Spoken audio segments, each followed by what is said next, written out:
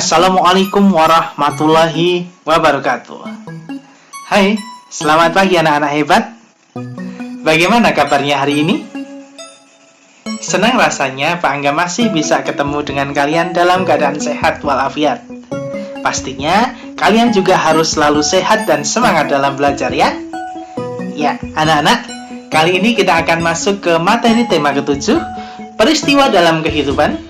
Subtema yang baru yaitu subtema ketiga, peristiwa mengisi kemerdekaan, pembelajaran 1 dan 2. Materi pembelajaran yang akan kita lalui pada hari ini yaitu materi muatan bahasa Indonesia tentang surat undangan, materi muatan IPA tentang perubahan wujud benda, dan juga materi muatan SBDP tentang karya seni rupa daerah. Langsung saja kita masuk ke materi pembelajaran pada hari ini. Surat undangan, materi bahasa Indonesia.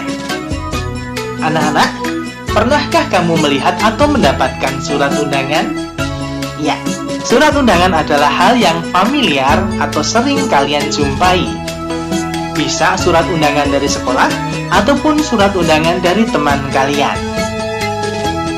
Surat undangan merupakan surat yang berisi pemberitahuan atau permintaan kesediaan seseorang untuk menghadiri suatu acara atau kegiatan. Kalimat yang digunakan dalam sebuah surat undangan haruslah menggunakan kalimat yang efektif. Tujuannya agar orang yang membacanya dapat segera mengerti isi dari surat undangan tersebut. Nah, berikut ini adalah jenis-jenis surat undangan. Pada dasarnya, surat undangan dibagi menjadi 3 jenis. Yang pertama adalah surat undangan resmi.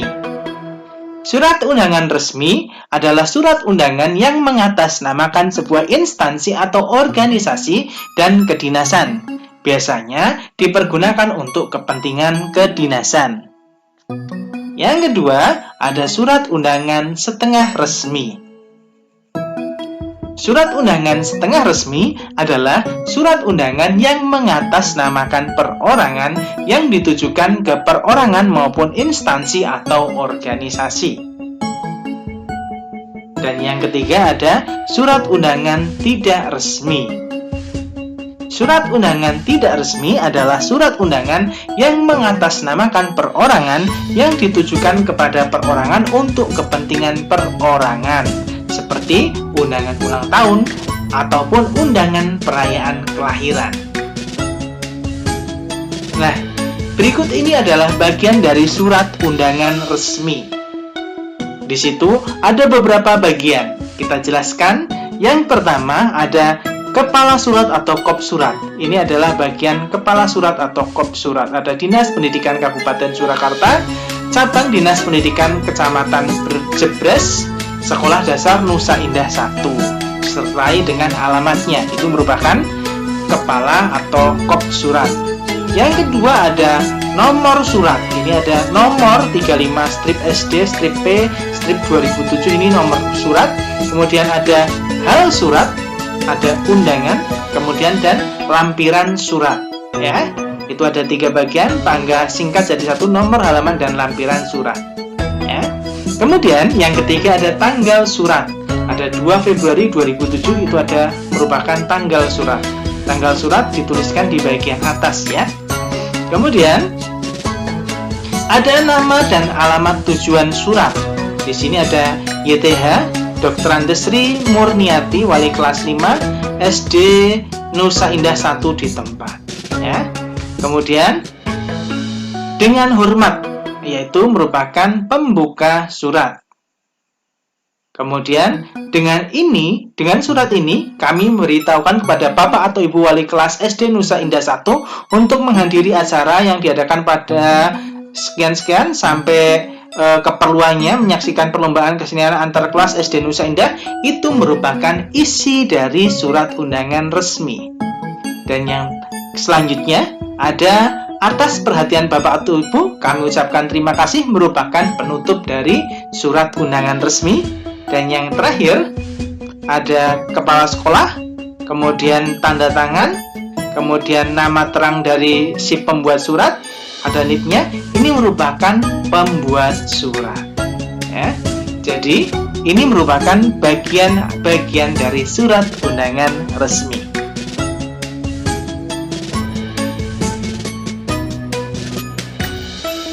Nah, anak-anak, manakah yang termasuk surat undangan resmi? Surat undangan setengah resmi dan surat undangan tidak resmi dari ketiga gambar tersebut? Yang pertama, kita akan bahas surat undangan resmi. Sudah jelas tadi, sudah sama seperti yang dicontohkan di bagian-bagian surat. Ini sama persis dengan yang tadi Pak Angga sampaikan ketika Pak Angga bahas bagian-bagian surat, merupakan surat undangan resmi. Surat yang ditujukan kepada perorangan dan dibuat oleh instansi atau organisasi. Ya, ingat yang membuat adalah instansi atau organisasi, ditujukan kepada perorangan atau organisasi. Kemudian, yang kedua, ada surat undangan setengah resmi. Ini ya, surat undangan setengah resmi. Dan yang ketiga, surat undangan tidak resmi. Ini contohnya adalah surat undangan ulang tahun. Nah, selanjutnya kita akan membahas materi selanjutnya tentang perubahan wujud benda. Perubahan wujud benda terjadi di sekitar kita tanpa kita sadari.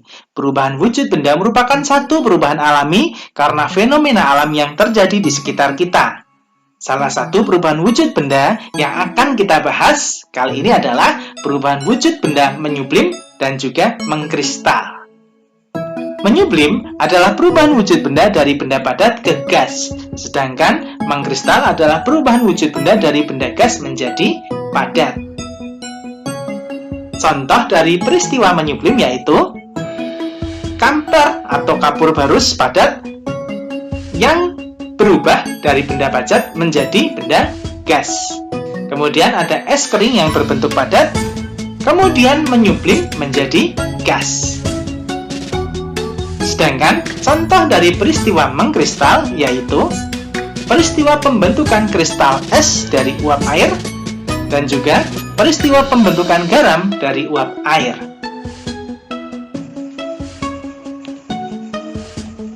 Nah, sekarang kita akan masuk ke materi yang selanjutnya yaitu tentang karya seni rupa daerah.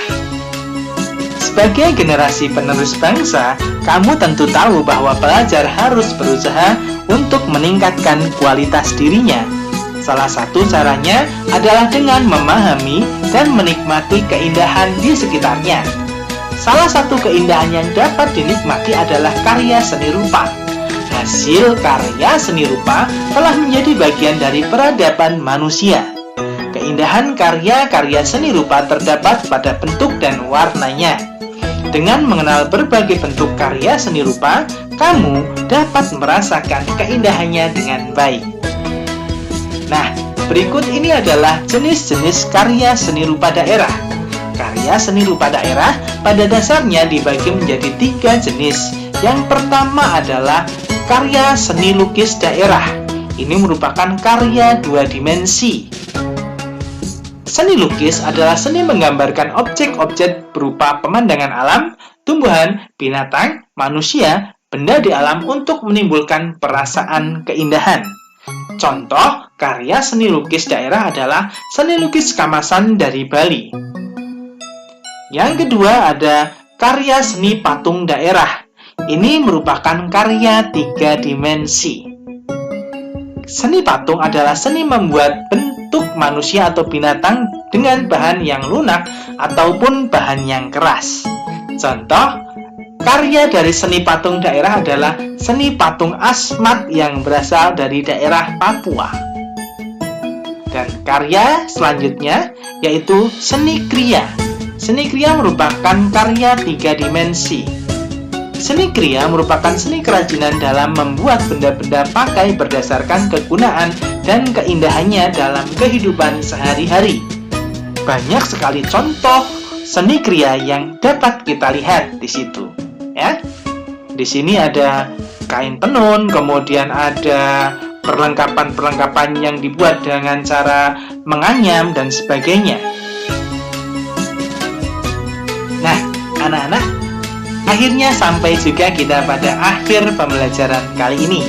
Jangan lupa kerjakan tugas hari ini dengan membuka deskripsi video pada hari ini, kemudian kalian download tugasnya dan kerjakan tugas tersebut di buku tulismu.